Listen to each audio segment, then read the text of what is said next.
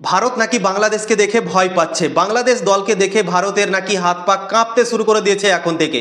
বাংলাদেশের ক্যাপ্টেন নাজমুল হাসান শান্ত শ্রীলঙ্কার বিপক্ষে একটা টেস্ট ম্যাচে দুটো ইনিংসেই দুটো সেঞ্চুরি করে ফেলেছে। প্রথম ইনিংসে 148 করেছে এবং দ্বিতীয় ইনিংসে করেছে 125 রান দিয়ে, দুটো ইনিংসে একটা টেস্ট ম্যাচে দুটো 100 করেছে দিয়ে। বাংলাদেশের ইমন এখন থেকেই বলতে শুরু করে দিয়েছে কি ভারত নাকি ভয় পাচ্ছে বাংলাদেশকে।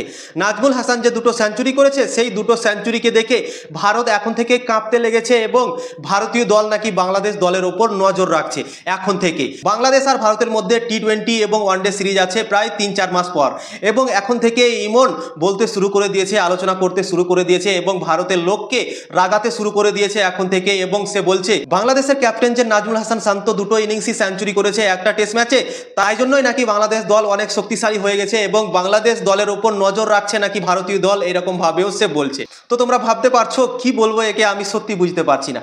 প্রায় 3-4 মাস বাকি আছে বাংলাদেশ আর ভারতের মধ্যে সিরিজ শুরু হতে, এবং এখন থেকেই সে ভারতকে নিয়ে কথা বলতে শুরু করে দিয়েছে এবং ভারতকে রাগাতে শুরু করে দিয়েছে এবং ভারতের লোককে রাগাতে শুরু করে দিয়েছে।